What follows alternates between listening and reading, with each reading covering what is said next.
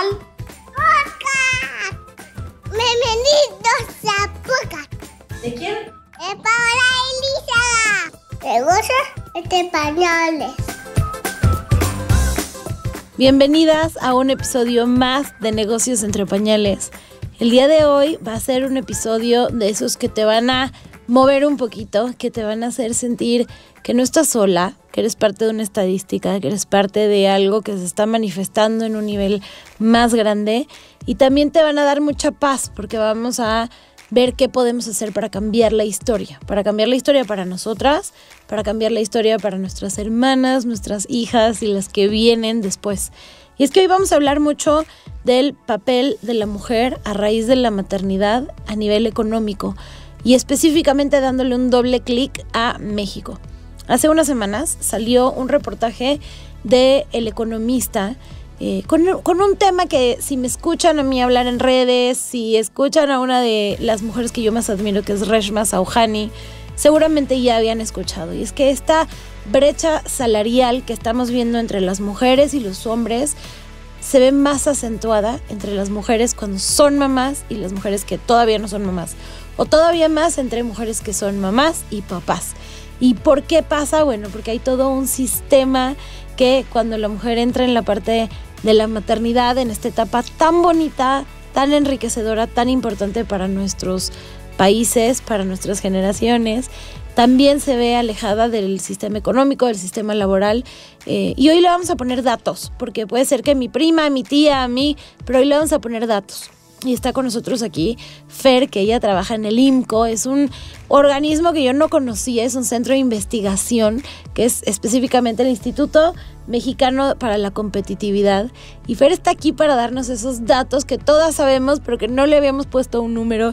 Y cuando queremos decir que esto es un problema grande y dimensionar las aristas de todo esto, ella nos va a dar esos datos y nos va a platicar pues realmente cuál es el contexto de todo eso.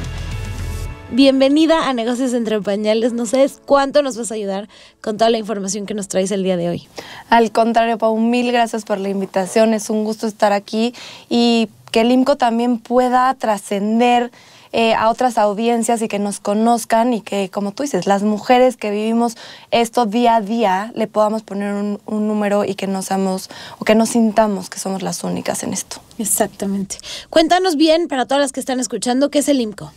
Bueno, el IMCO es un organismo de la sociedad civil, como bien lo decías, es un centro de investigación y lo que hacemos es analizar los datos públicos que están allá afuera, procesarlos, sistematizarlos y comunicarlos para que cualquier persona los pueda entender y bueno, ya después de eso hacemos propuestas, recomendaciones con base en evidencia.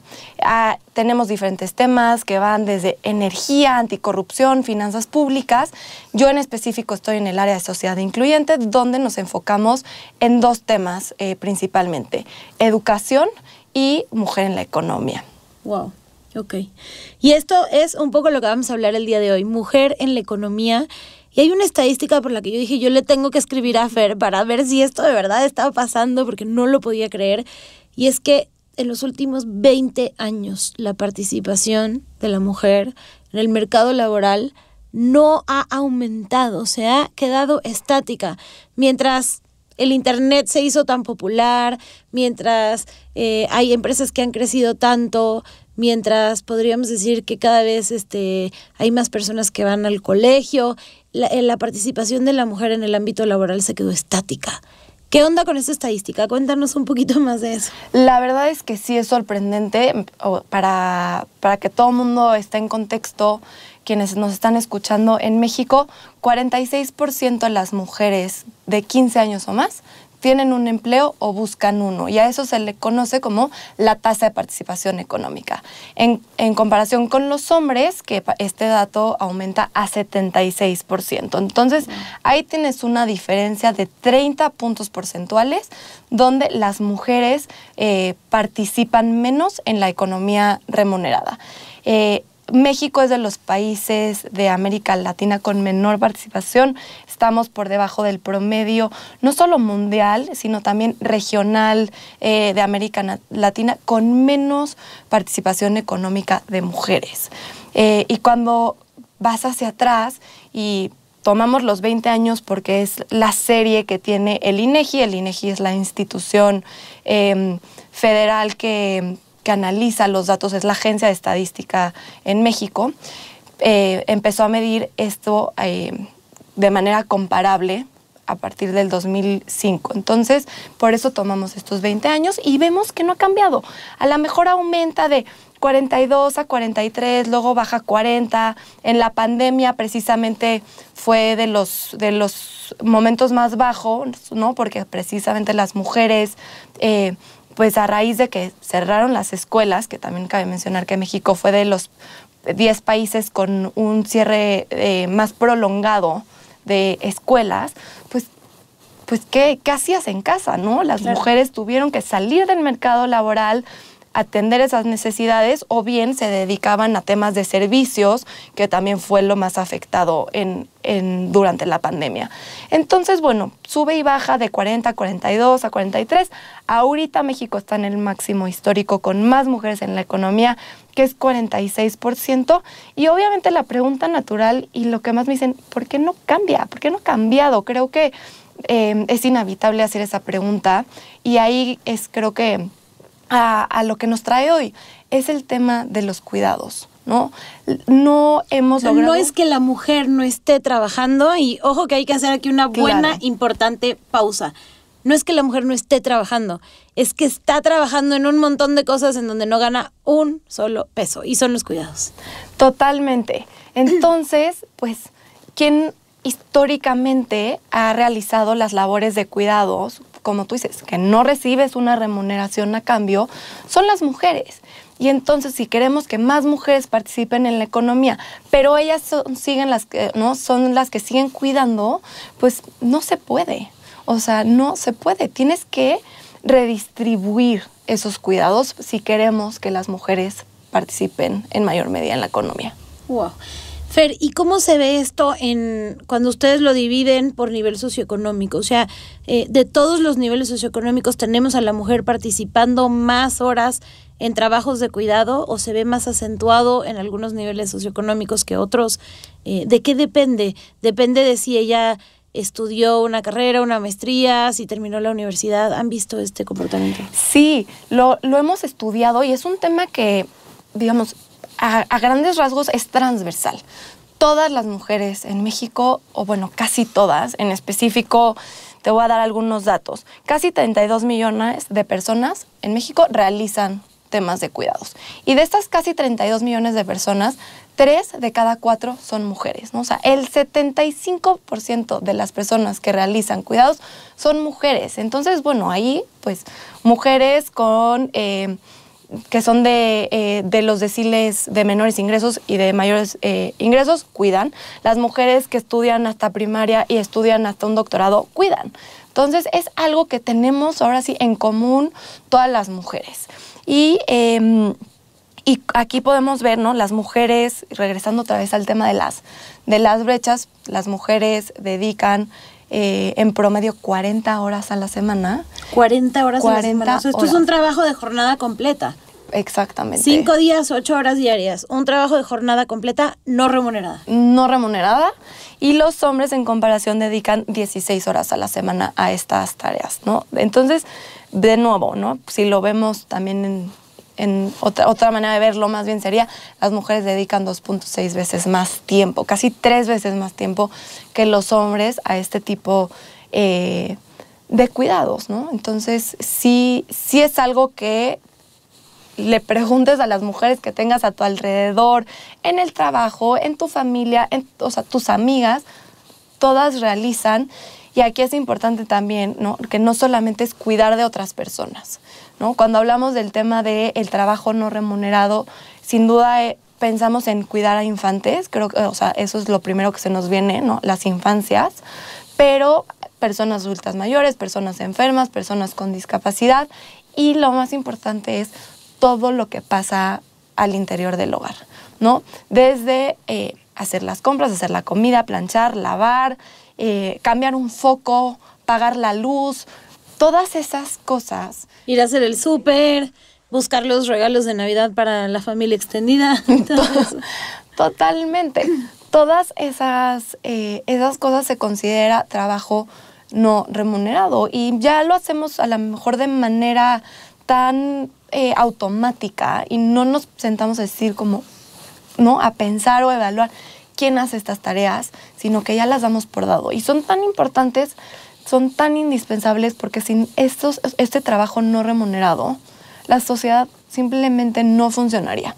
Claro. Porque permite que otras personas, ¿no? Que los niños y las niñas vayan a la escuela, que puedas tener la comida en casa, ¿no? Satisfacer necesidades básicas y también generar oportunidades económicas para otras personas, ¿no? Mientras alguien en casa está preparando los alimentos y te ahorras todo ese tiempo que es desde ir a comprar, pensar en el menú de la semana, hacer la comida, lavar los platos, recoger la mesa, pues alguien fue a trabajar, ¿no? Claro. Y trabajar en el sentido remunerado, salió al mercado laboral y realizó esas actividades, porque como bien dices, el tema de lo que se vive en casa también es trabajo, nada más no tiene una remuneración. Claro. Y que el INEGI justamente hace una labor que a mí me parece espectacular para visibilizar y dimensionar el tema de los cuidados, que es, si los miembros del hogar delegaran estas labores a alguien más, ¿cuánto tendríamos que pagar? Entonces se hizo a cada hora de eso, acá el foco, a la comida, todo eso, se le asignó un precio a cada esa hora de trabajo. ¿Y a cuánto llegaron? Así es como muy minucioso porque no es lo mismo lo que vale una hora de preparar la comida que cuidar a una persona abuelita enferma, ¿no? Okay. Entonces con eso ya la suma de todo esto es México, los labores de cuidados en México ascienden a un valor de 7.2 billones de pesos al año. ¿Cuánto es eso? Pero comparémoslo con otras cosas en el PIB porque es muchísimo dinero, pero a ver, danos comparaciones para que lo podamos asimilar. Mira, esto equivale al 24% del valor del Producto Interno Bruto del PIB en México a nivel nacional. Esto es, otra manera de verlo igual es, de todo lo que se genera en la economía mexicana al año, 1 de cada 4 pesos es a lo que equivale el trabajo no remunerado. Y justamente también otra manera de verlo, para entender lo que significan 7.2 billones de pesos, es si el trabajo no remunerado, fuera un sector económico, sería el más grande del país por el valor que tiene, ¿no? Es más grande que el comercio, que la industria manufacturera, es más grande que lo que generan estas industrias al año. Wow. Hace algunos años yo vi un documental de la primera ministra de Nueva Zelanda que empezó a hacer muchos esfuerzos para que esto figurara en el PIB, porque dice, es que no todos pensamos que el PIB fue como esta matemática a la que se llegó después de mucho análisis, y realmente fueron 10 economistas que se sentaron a ver factores que aumentaban o disminuían la economía, y de ahí pusieron pues algunos factores que había que tomar en cuenta. Y no pusieron dentro del PIB esta serie de trabajos no remunerados, y por ende hoy 1 hora de tiempo de alguien que va a trabajar a una fábrica, entre comillas, vale más que 1 hora de alguien que está criando a la siguiente generación que va a pagar impuestos. Y un poco en palabras burdas, como ella lo ponía, es 1 litro de leche de una vaca vale más que 1 litro de leche de una mamá. O sea, de hecho, 1 litro de leche de una mamá vale 0, ¿no? Su tiempo, el esfuerzo de su cuerpo, todo vale 0 en el PIB. Uh-huh. Y 1 litro de leche de una vaca, pues ese sí mueve la economía. De hecho, ella también, como lo ponía, es un derrame de petróleo, figura en el PIB, porque eso genera empleos, hay que hacer algo con el barco que derramó el petróleo, ¿no? Y eso mueve la economía. Mientras que el que 1000 mamás estén educando a sus hijos y estén criándolos, figura 0. Entonces, hoy tenemos toda una serie de trabajo, economía, funciones pasando que parece a nivel económico que no tienen un impacto. Pero ¿cómo se compara esto con otros países? O sea, sí vemos que de estas 40 horas que pasa una mujer mexicana en tareas no remuneradas, en otros países son similares, son menores, ¿cómo son? Pues a nivel global, lo que dice ONU Mujeres es que las mujeres dedican 3 veces más tiempo que los hombres a las tareas del hogar y de cuidados. En México estamos hablando 2.6. Estamos, ¿no?, siendo muy precisas con los datos, podríamos decir que estamos un poquito más abajo del promedio mundial. Pero cuando volteamos a ver países que están mucho más avanzados en igualdad de género, el Foro Económico Mundial todos los años hace un índice, que es el Índice Global de Brechas de Género. Lo que hace es analizar a los países y ver cómo se ve la igualdad de género en el mercado laboral, ¿no?, en la parte económica, en la parte política, en la educación y en la salud. Son esos 4 pilares.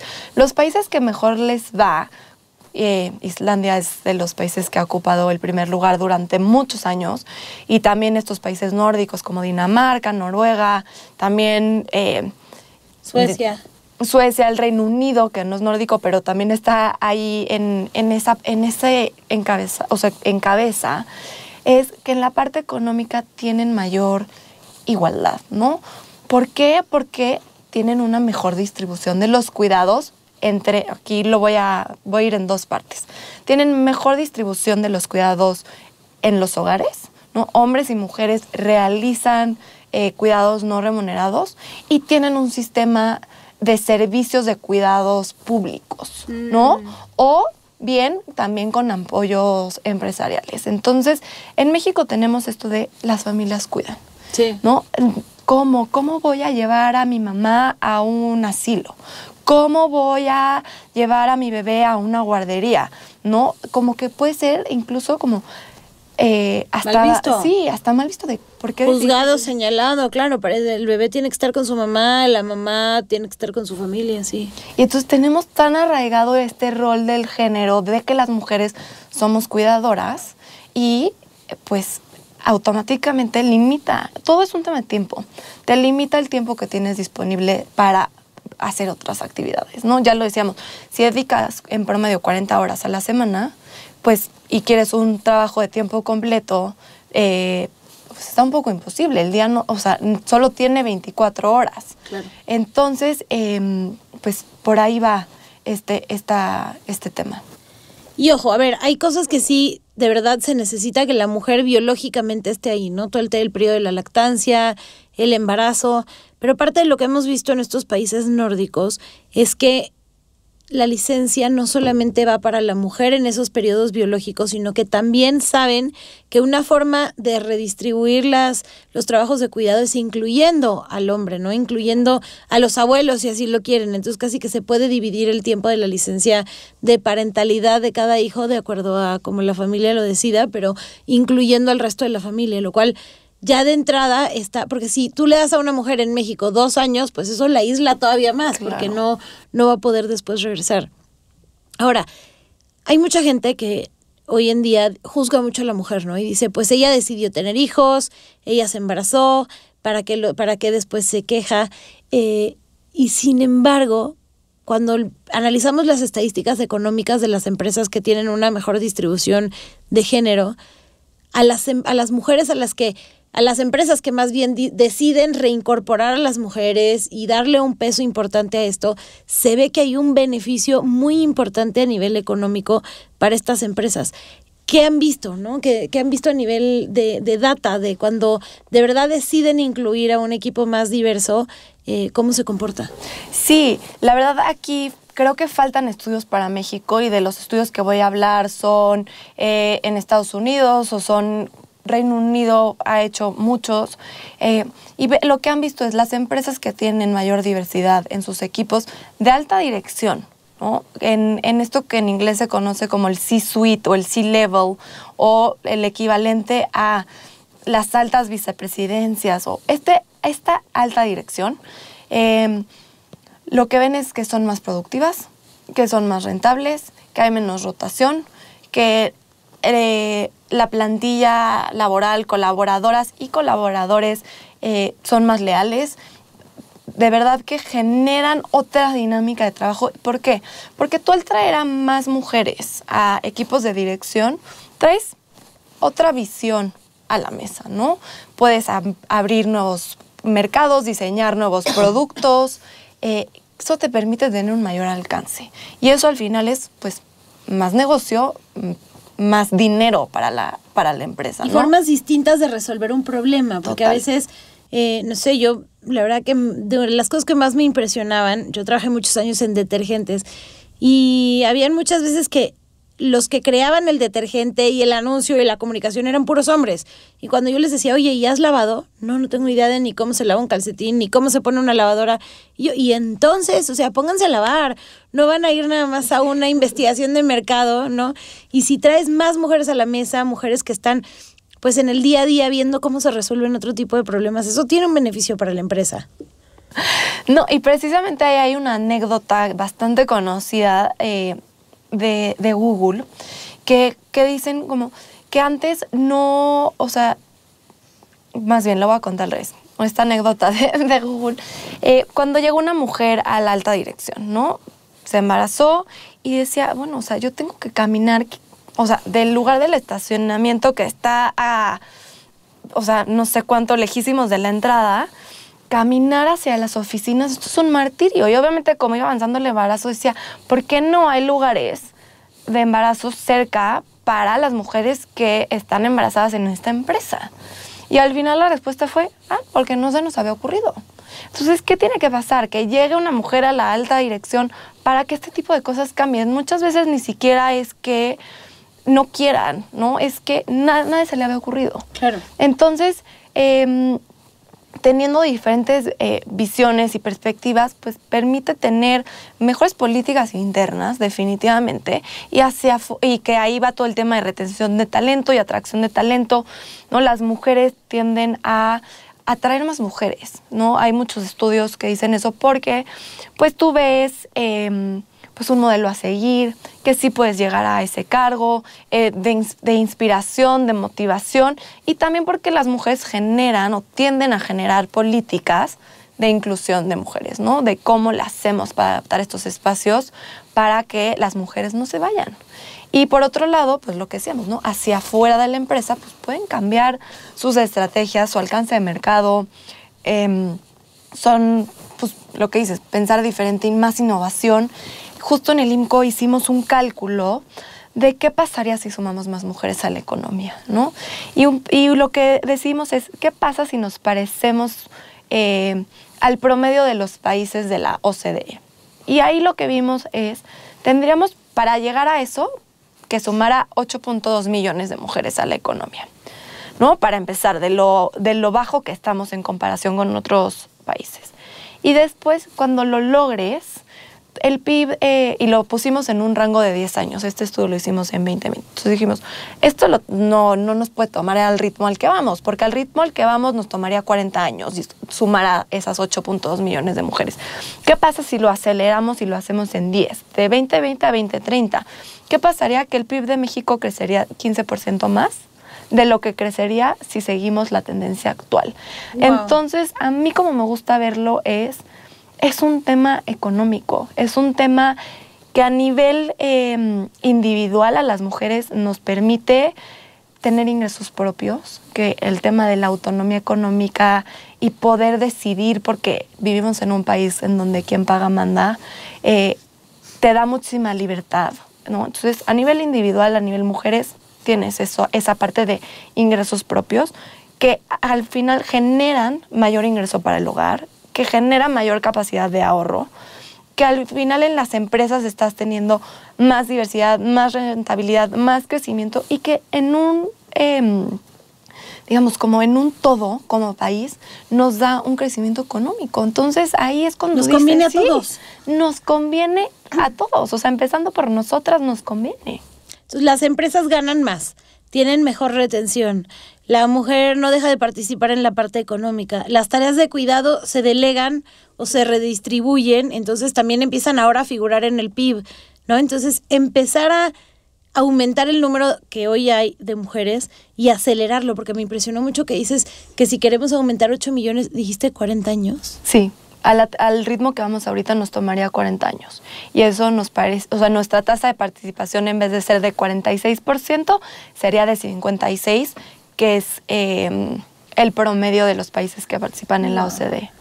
¿Y qué se ha visto, Fer? Estadísticamente, o sea, ¿qué está moviendo la aguja cuando queremos hacer que las mujeres participen más? O que más bien, ¿cuáles están siendo esas barreras? Dijiste hace rato la parte de la redistribución de los cuidados. Sí, total. Justo igual, regreso a los datos del INEGI que de verdad dan todo este panorama, que es de, 9 de cada 10 personas que salen del mercado laboral por razones de cuidados. Es decir, híjole, ya no puedo trabajar porque tengo un hijo, ya no puedo trabajar porque tengo que cuidar a mi mamá. Son mujeres. O sea, las que salen y pausan sus carreras por temas de cuidados, 9 de cada 10 son mujeres. Entonces, pues, ¿qué tenemos que hacer? Pues que las mujeres puedan repartir un poco de esos cuidados a los hombres y otra parte la tiene que asumir el Estado, ¿no? Servicios de cuidados públicos que sean, accesibles, que sean de calidad, que sea, ¿no? Que te den esa confianza, cambiar nuestra mentalidad de que está bien poder llevar a tu hijo, a tu hija a una guardería, que no haya estas culpas, que muchas veces sabes que no es que las tengas tú, pero entonces en el trabajo ya te ven feo. ¿Cómo? ¿La dejaste en una guardería?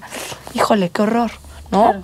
Y por otra parte, las empresas. Creo que las empresas son clave también para apostarle al tema de los cuidados.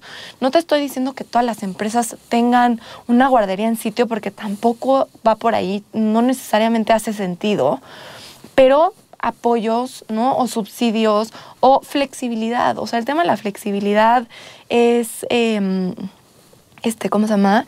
Es fundamental. Y creo que aquí me gustaría como abordar el argumento de Claudia Goldin, que para quien no sepa, Claudia Goldin ganó el Premio Nobel de Economía.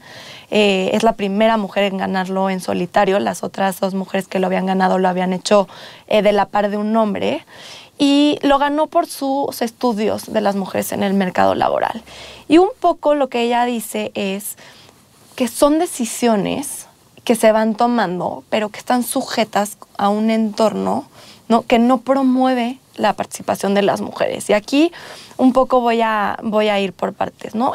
Las personas, y esto lo acota, y me gustaría hacerlo de la misma manera, a las personas que estudian una licenciatura, ¿no?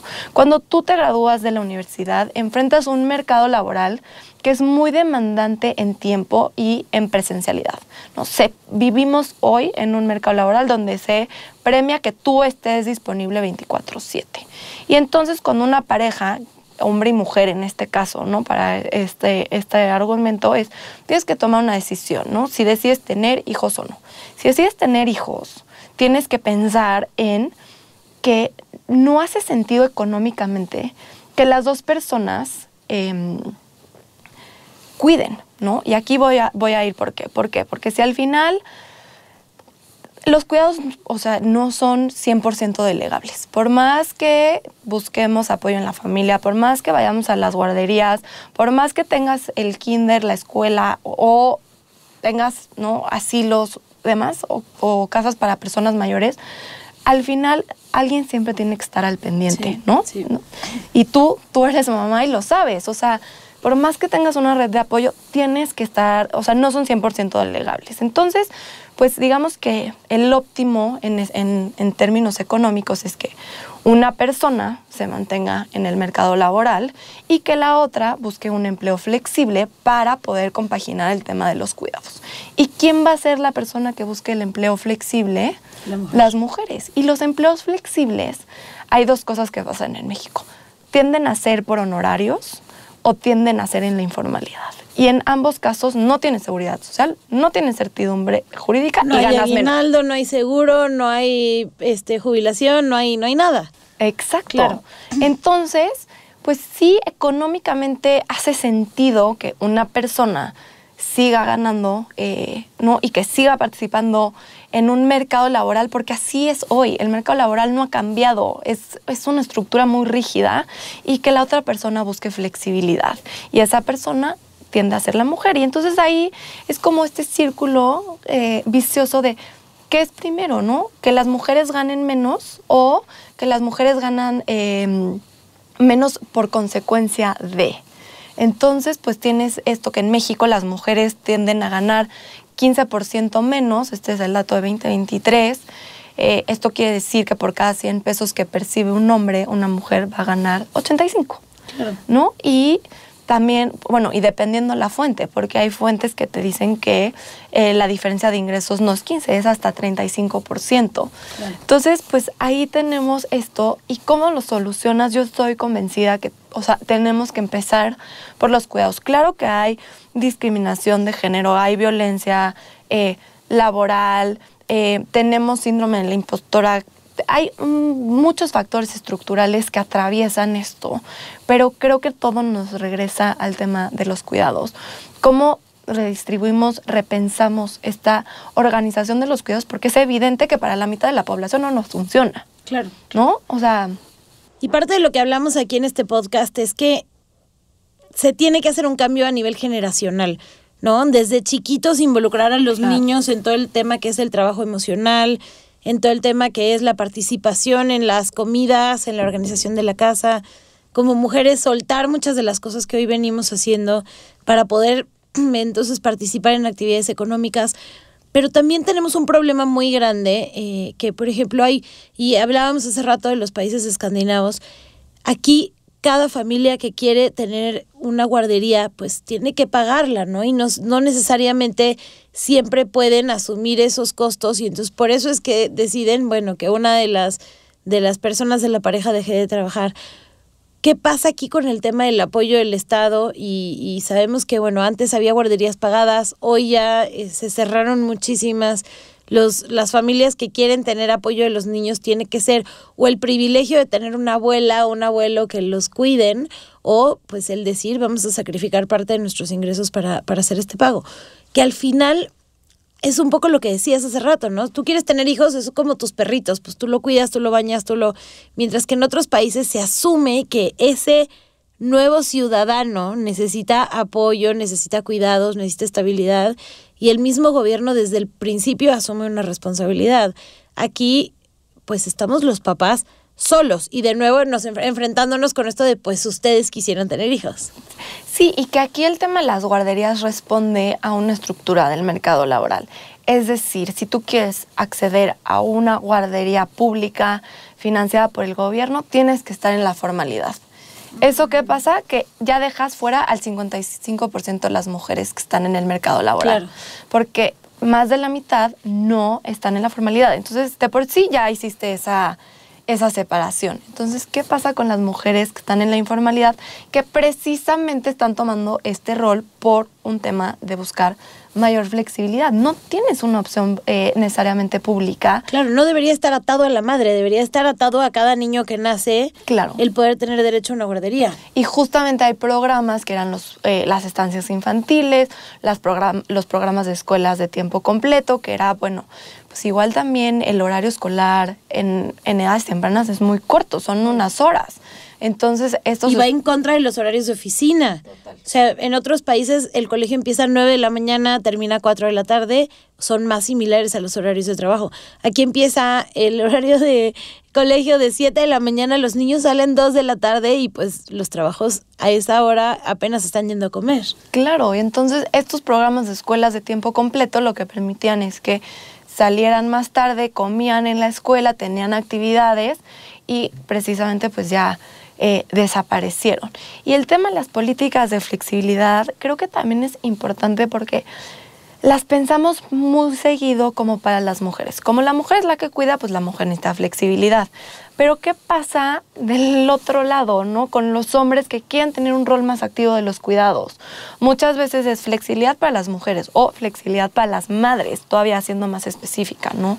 Entonces, pues bueno, también tenemos que, si queremos, insisto, redistribuir los cuidados, los hombres tienen que tomar una parte y el mercado laboral tiene que facilitar esa flexibilidad de horarios, de poder trabajar desde casa. Y si hablamos de los permisos de paternidad, como lo hacíamos hace unos minutos, en México las mujeres tienen 84 días por maternidad, los hombres tienen 5. Poquitito. Entonces, desde ahí estás teniendo una desigualdad que este tema, la verdad a mí me, o sea, me apasiona y lo he abanderado muchísimo porque cuando ves el momento de la contratación, ¿no? Y ponemos a una mujer y a un hombre, y digamos que tienen exactamente las mismas habilidades, obviamente hipotético, ¿no? Pero tienen la misma experiencia, las mismas habilidades, estudiaron lo mismo, todo idéntico. Existen sesgos, las personas tenemos sesgos y hay sesgos de género. Y entonces en este mundo, en el que vivimos, donde la mujer se va a salir del mercado laboral porque eventualmente va a ser mamá, ya lo damos por hecho. Entonces las mujeres que quieren ser mamás y las que no quieren ser mamás, de por sí ya están encasilladas en el mismo paquete. Y entonces cuando vas a buscar trabajo, pues pues más o menos está en la edad, va a ser mamá, contrato al hombre. ¿Por qué? Porque pues él no se va a ir. Porque aunque te dan 5 días, muchos de los hombres ni siquiera los toman. Entonces ahí tienes esto que, pues yo entiendo que, ¿no? Hemos dicho mucho desde el IMCO, igualemos los permisos de paternidad a los de maternidad, ¿no? O sea, que los permisos de paternidad sean 84 días, que sean obligatorios, o sea, que sea todo idéntico, para que porque creo que puedes igualar el piso desde el momento de la contratación. Yo sé que eso no va a resolver todo y que los cuidados, probablemente la mujer siga teniendo mayor carga, pero por lo menos creo que es un paso en el camino correcto de decir, reduzcamos los sesgos de género desde el momento de la contratación. Qué importante, porque efectivamente es un beneficio que aísla a la mujer y de alguna forma es que, como dices, sin ni siquiera decirlo, ya las personas dicen, ella probablemente se me va a ir en los siguientes 2, 3 años. Claro. Mejor le invierto a capacitar a una persona que no se me vaya a ir. Sí, totalmente. Y que justo, como decías, hay países que ya ni siquiera es licencia de maternidad y paternidad.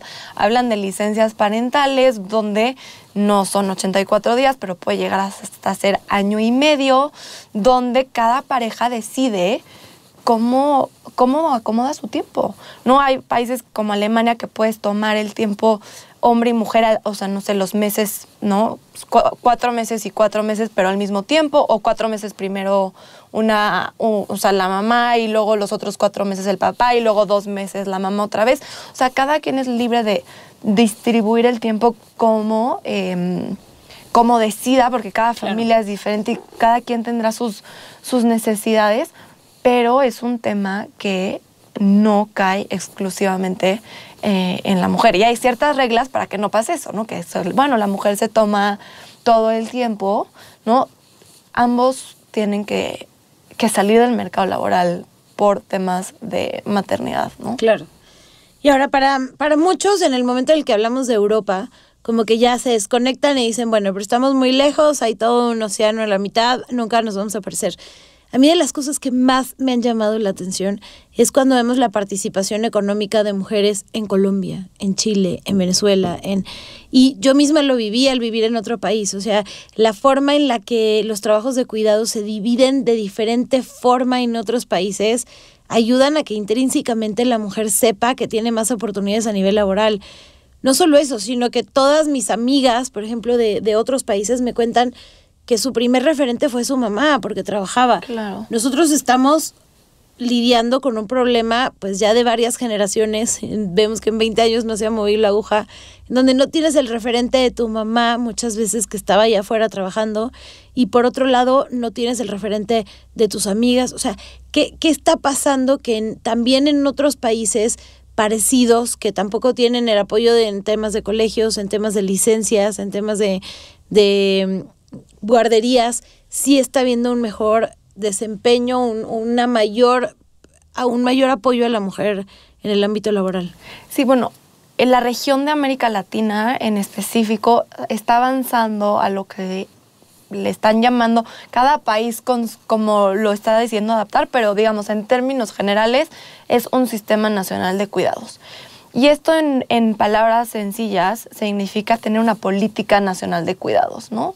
México no la tiene. O sea, México no tiene una institución que diga tal secretaría o tal organismo o tal institución es encargado de diseñar una política de cuidados.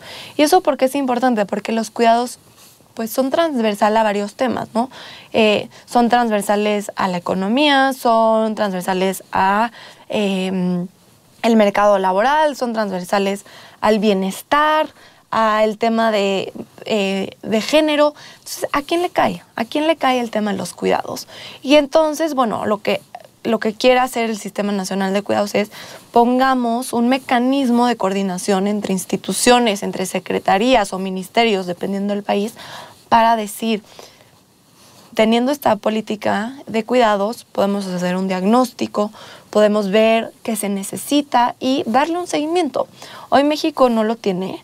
Creo el primer país en América Latina en hacerlo fue Uruguay y muchos empezaron a avanzar hacia ese sentido. México está en discusiones, está en la Cámara de Diputados, está ahí atorado, ya no se retomó la discusión, pero creo que es clave tener a una autoridad responsable en los cuidados, porque hoy tiene las guarderías, si nos vamos como al tema de infancias, muy fragmentadas. Tienes guarderías del IMSS, que es el Instituto Mexicano de Seguridad Social, para el sector, o sea, no atiende al sector privado desde lo público, el ISSSTE, que es el instituto que atiende a los funcionarios públicos, tienes guarderías de la SEP, tienes guarderías, ¿no? o centros de cuidados del DIF, tienes a las privadas que son formales, tienes a las privadas que son informales. O sea, está muy fragmentado el tema de los cuidados, porque no hay alguien que diga como, voy a coordinar a todos estos, ¿no? Entonces, pues hemos hecho esfuerzos desde el IMCO de decir, bueno, vamos a sumar todas las partes, porque no está contabilizado de una manera como homologada, comparable, ¿no? Allá afuera. Entonces, creo que sí nos hace falta eso para empezar. Por algún lado tenemos que empezar y yo creo que por ahí también pudiera ser un camino. Claro. ¿Qué sugerencias le podemos dar hoy a una empresa, mediana empresa, ¿no? Que tal vez dice, bueno, yo no tengo los fondos para cubrir una licencia de maternidad más grande o para cubrir de mi bolsillo una licencia a los papás, cuando pues hoy no es algo que el gobierno me está apoyando con eso, pero sí quiero hacer algún cambio. ¿Qué cambios han visto que a nivel de, digamos, el director de recursos humanos o el dueño de la empresa pueden empezar a hacer para ver más apoyo a las mujeres que están en sus equipos? Creo que hay acciones, ¿no? Porque muchas veces pensamos políticas de igualdad igual a muchísimos recursos. Uh-huh. Y creo que hay acciones que pueden hacer pequeños cambios que de manera acumulada sí vas a hacer una diferencia, ¿no? Entonces, desde cómo publicas una vacante, ¿no? Muchas veces como, busco un ingeniero.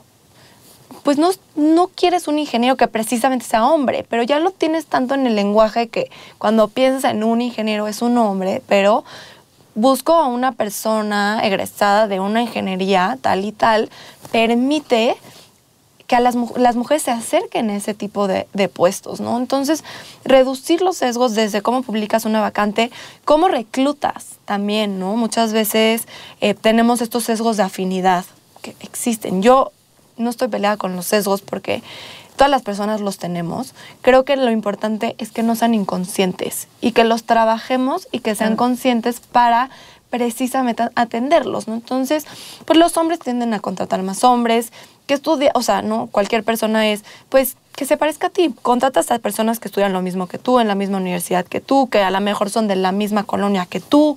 Entonces, pues bueno, si tienes una política en tu empresa de por cada vacante vamos a tener 3 hombres y 3 mujeres antes de la decisión final, pero la primera ronda va a ser a ciegas y no nos interesa saber el nombre de la persona, ni tener su foto, ni nada, para no generar pues más cosas que te generen sesgos a la hora de tomar una decisión. Tener políticas de transparencia salarial, eso pasa hoy muchísimo y me podría quedar horas hablando de eso. Hay empresas que tienen por política escrita en contratos que no puedes hablar de cuánto ganas con tus colegas. Wow. Se llama secrecía de pago.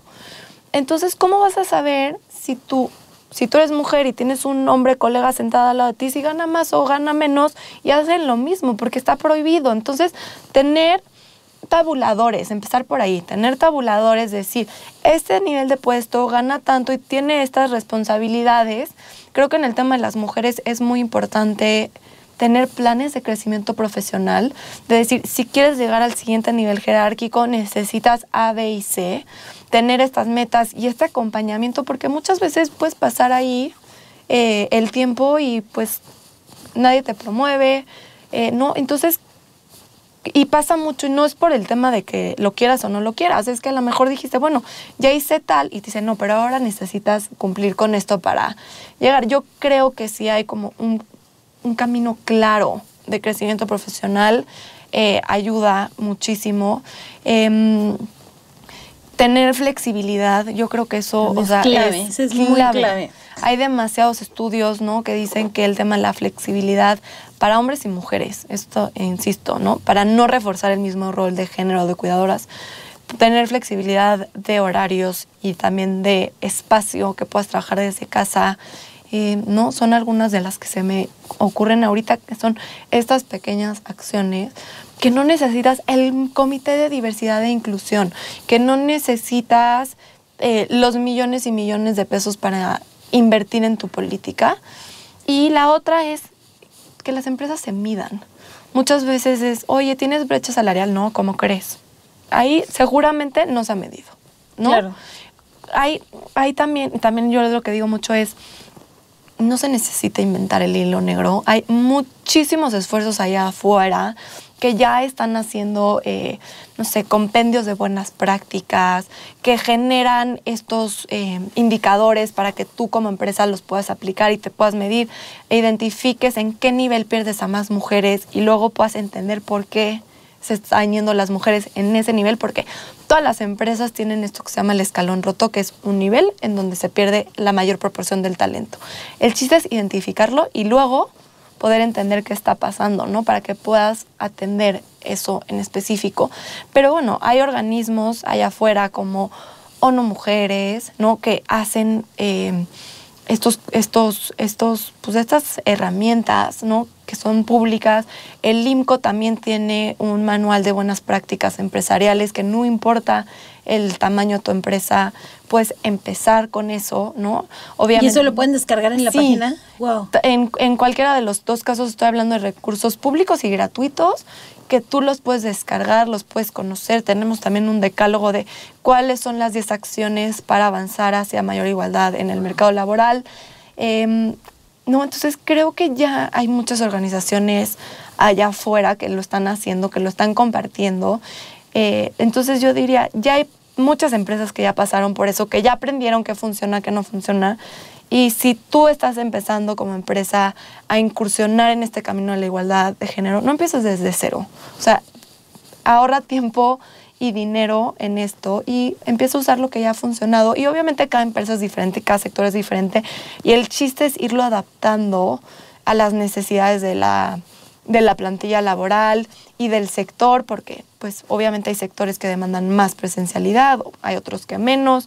Y pues ahí ir viendo, creo que clave es involucrar a la plantilla laboral en estas conversaciones. Sí. ¿No? Incluso podríamos pensar que, no sé, meseros de un restaurante son personas que no pueden tener flexibilidad de horario por la naturaleza, ¿no? De los horarios y de cómo es los desayunos, comidas, cenas de un restaurante. Pero se ha visto que en algunos casos que han implementado aplicaciones en donde cada uno define su propio horario. Esto ayuda a la retención laboral, porque tal vez alguien tiene apoyo en las mañanas, ¿no? De su tía o de su mamá que le pueda cuidar a los niños. Entonces ella dice, yo prefiero trabajar en las noches. O tal vez los dos son meseros o los dos tienen un turno médico. Y uno dice, perfecto, yo me voy muy temprano y el otro se va en la noche. Y el poder diseñar tus horarios en cuanto al apoyo que tienes, en cuanto a la familia, en cuanto a la otra persona adulta que vive contigo, ayuda a que estas horas y estos resultados se puedan dar, pero que no tenga que ser de 9 a 5, porque si no, no funciona el horario laboral, ¿no? Ese es uno de los lugares en donde yo he sentido mucha más rigidez en México. Muchas personas que vienen y me dicen, es que yo no puedo continuar en el mundo corporativo porque propongo trabajar de 7 a 3 o de no sé, 11 a 7 y no hay forma, ¿no? Quieren las 2 horas de comida, la llegada a todo el mundo al mismo tiempo, la salida a todo el mundo al tiempo. Y se ha visto que, por ejemplo, hay otros países en donde dicen, ok, se necesitan juntas y reuniones presenciales. Perfecto, hagamos que el horario fijo de trabajo para todo mundo es, no sé, de 10 de la mañana a 1 de la tarde. A esa hora, los lunes y los miércoles van a ser las reuniones. Entonces, si tú estableces esos parámetros, puedes ayudar a que las demás personas trabajen alrededor de eso y no sea una limitante, ¿no? La parte geográfica también, que bueno, no es ni todo ni nada, ¿no? Que algunos días, que sea híbrido, que algunos días puede ser en la oficina, otros días en la casa, permite que personas que pues no pueden trabajar tal vez porque no tienen quien recibe al niño del colegio y ya es un niño grande que se pone a hacer tarea y que se pone a jugar fútbol con sus amigos, pero pues obviamente tiene que haber algún adulto. Si hay esta flexibilidad de ubicación geográfica del trabajo, pues la persona puede seguir trabajando y simplemente saber que el menor está dentro de una casa haciendo su tarea. Y son acciones bien pequeñitas que cuando decimos voy a dar este paso, no solamente lo doy porque soy un alma caritativa, sino porque lo que nos acabas de explicar tiene beneficios a nivel de rotación, a nivel de satisfacción laboral, a nivel de inclusión. O sea, hay muchos beneficios allá afuera. Totalmente. Creo que justamente cuando lo empezamos a ver como estos esfuerzos, que no estoy diciendo que para nada sean fáciles, ¿no? Implica no solamente cambiar la forma en la que funciona el centro de trabajo, pero muchas veces implica cambiar nuestro mindset, nuestra forma de ver las cosas y que decir, pues siempre hemos trabajado de esta forma y ahora vamos a trabajar de una manera totalmente distinta. Pero invertir el tiempo en pensar las estructuras, en ver qué funciona, va a tener un beneficio. Y justo creo que las nuevas generaciones ya están ahí. O sea, hay muchas encuestas que personas, no sé, que hoy tienen entre 20 y 25 años, que están entrando al mercado laboral a su primer trabajo, y les preguntan, ¿qué priorizas? Entre las primeras 3 respuestas es la flexibilidad, ¿no? Wow. ¿Por qué? Porque justo lo hablamos al principio del programa, ya hay mucho más conciencia de que existen estas brechas de género, de que al final vas a priorizar tu salud mental, ¿no? Que ya no estás dispuesto a sacrificar tu vida por un trabajo que te consume 24/7. Y entonces, pues, si queremos talento, si queremos tener acceso a estos grupos de talento que son jóvenes o que son mujeres, necesitamos darles flexibilidad. Si queremos, o sea, hay un tema que también se habla mucho, es, bueno, no se llenan las vacantes, ¿no? En el mercado laboral. Hay que empezar a entender por qué. Y es una respuesta mucho más amplia porque tiene que ver en las carreras que eligen y eso es otro tema de conversación. Pero yo creo que sí podemos, ¿no? O sea, cambiar la forma en la que funciona el mercado laboral para que responda a la realidad actual. Y la realidad actual es que las mujeres no solamente estudian en mayor proporción que los hombres, sino que las mujeres están en el mercado laboral, pero están de paso. Entran unos años y se salen. Y luego es muy difícil que regresen después de la maternidad. Entonces, ¿cómo subimos ese 46%? Tenemos que cambiar cómo funciona el mercado laboral hoy. Me encanta todo esto. Fer, gracias. De verdad que para mí es algo que obviamente a veces asusta, ¿no? Las que todavía no son mamás que dicen, wow, entonces yo voy a caer con ese escalón roto y me voy a ir para abajo y ya no voy a regresar a trabajar y el costo de tener hijos y todo lo que empieza como racionalmente a ponerse sobre la mesa, que a muchas les da hoy miedo ser mamás por todo esto que estamos viendo.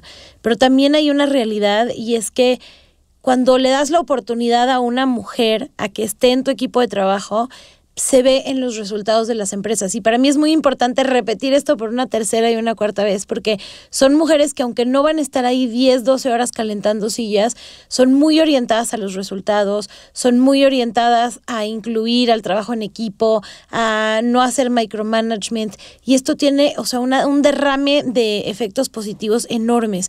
Y siempre hay que recordar que no es que la mujer quiere ahora trabajar y por todo la vida no había trabajado.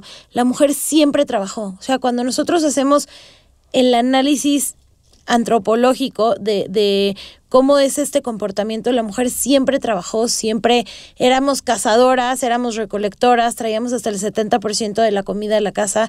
Y entonces es bien importante porque fue hasta que los trabajos salieron de casa que entonces ya empezamos a verla a ella salir, ¿no? Pero cuando el trabajo estaba dentro de la casa y ella recolectaba frutos, pues ahí estaba el trabajo, no sé, no era que ella lo dejó. Viene la agricultura, viene el trabajo con mulas y el trabajo de fuerza, y entonces ahí fue que ella sale de este sistema porque pues hubo quien tenía que quedarse al cuidado de los niños. Así que démosle la oportunidad a todas estas mujeres, redistribuyamos los trabajos de cuidado. Algo que yo hablo mucho es, no solamente es la mujer, es cómo ayudamos a nuestros hombres a que puedan también gozar su paternidad, a que puedan también disfrutar a sus hijos. No hay uno de mis amigos, de mis conocidos que son papás que no me haya dicho lo mejor de la pandemia fue poder estar más tiempo con mis hijos, fue comer con ellos, ¿no? Cosas que tenías tiempo libre para comer, pues sí, pero como trabajabas a 2 horas de la oficina, comías en la esquina. En cambio ahora comían con sus hijos, y ese impacto tanto en los niños como en el bienestar laboral de los hombres es muy importante. Entonces también el cambio a veces viene con nuestros hombres, con incluirlos, con redistribuir, con no aislarlos de esta parte de la paternidad que es tan clave. No, de verdad que ha sido un gusto estar aquí, y creo que el último dato que quisiera dar, porque lo escucho muchísimo, es, y levantamos una encuesta en el IMCO, donde pudimos medir y comprobar que los hombres y las mujeres tienen las mismas aspiraciones. Hombres y mujeres quieren crecer profesionalmente. Entonces no es un tema, las mujeres si quieren o no quieren. Segurísimo quieren. Nada más hay un entorno, ¿no?, alrededor que pone más obstáculos. Que puede tener obstáculos, ¿no? El 90% de los hombres y mujeres que encuestamos quiere este crecimiento profesional, se quiere superar, quiere seguir, quiere estar en el mercado laboral. Entonces ahí vemos que no es un tema de ambición, ¿no? No es un tema de no quererlo, es un tema que va más allá y que es un tema estructural. Entonces, pues solamente me gustaría agradecerte muchísimo por la invitación y la oportunidad de platicar, y que todas las personas se metan al IMCO, conozcan nuestros estudios, son públicos, son gratuitos, hacemos infografías, mapas, gráficas, nos pueden escribir, preguntar, y en la medida de lo posible vamos a hacer todo para poderles dar una respuesta a lo que buscan. Gracias, Fer. Yo voy a estar compartiéndoles muchos de los estudios aquí en las notas del episodio para que los tengan ahí a la mano. De verdad que son de muchísima utilidad leerlos, compartirlos, tener estos datos para saber que no eres la única, que hay un cambio que podemos hacer. Si este episodio te movió de alguna forma, en donde dijiste, wow, o sea, tenemos que cambiar esa estadística, no puede ser que durante los últimos 20 años seguimos igual en México, no puede ser que hoy en día hay tantas horas de trabajo no remunerado que pues están asumiendo las mujeres. Mándaselo a alguna amiga, alguna conocida que tengas, y nosotras nos vemos el próximo lunes en un episodio más de Negocios Entre Pañales. Gracias, Fer. No, gracias a ti. Negocios Entre Pañales.